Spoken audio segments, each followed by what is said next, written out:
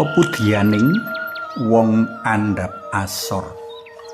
Panglimbang 5 menit dina Senin Pon tanggal 22 Desember taun 2020. Kapethrik saka Injil Lukas bab 1 ayat 46 tekan ayat 56.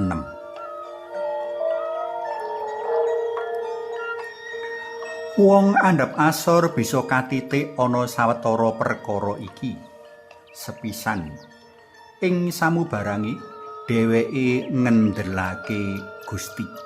Mula kejaba ora kentekan ing pangarep-arep nanging dheweke uga tansah ngunjukake rasa syukur wit nugraha maluber-luber kang katampa saka panjenengane. Kapindho dheweke ngajeni pepadha luwih-luwih pepadha kang luwih tuwa umure.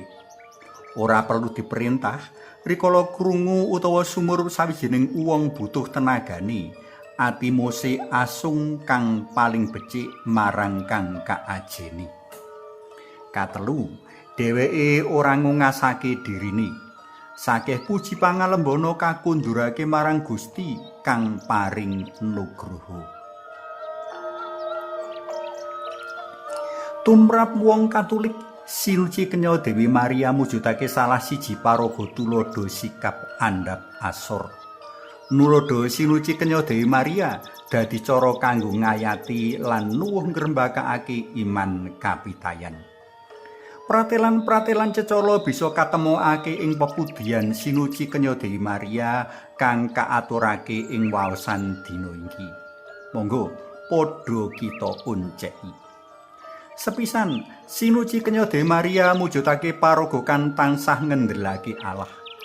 Panjenengane masrahake marang Gusti Allah mring apa kang bakal dumadi mangarep.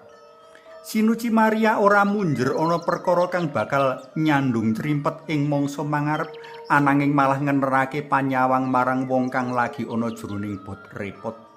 Ora gampang lho nampa kahanan ngandhek ora kanthi campur tangane wong lanang. Apa meneh prastawa iki dumadi sadurunge prastawa akad nikah. Piye-piye wae mesti ana rasa ora kepenak marang Yusuf, sisiane kang wis kersa ngukup panjenengane. Durung meneh ngadepi hukum Yahudi kang kalebu kenceng alias saklek mring wong kang kaanggep laku jina. Kapindho, Sinuci Kenya Dewi Maria banget ngajeni pepadha.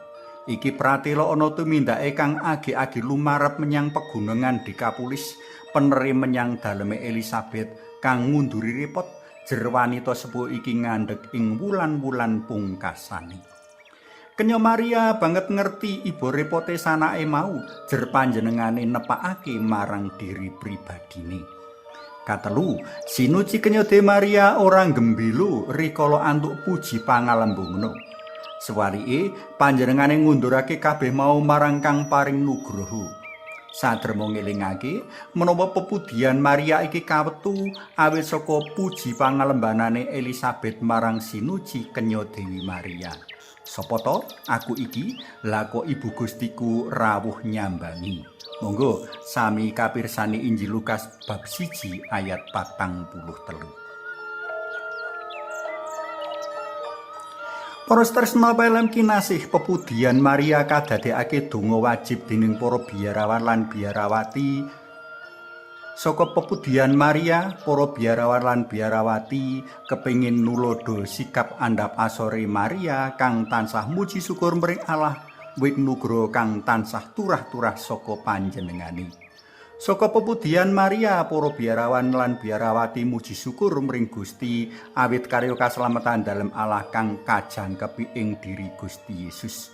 Wekasan saka pepudian Maria, para biarawan lan biarawati ngendelake kayakinan menawa keadilan dalem Allah bakal lumaku mring sapa wae kang tumindak dak wenang marang pepadani.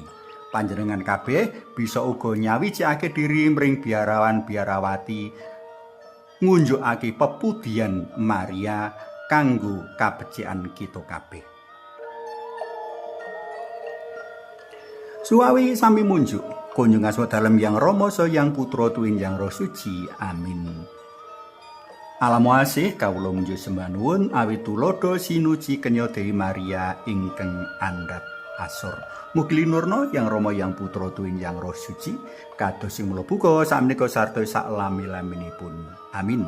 Kunjung asma dalam yang Rama so yang Putra tuwin yang Roh Suci. Amin.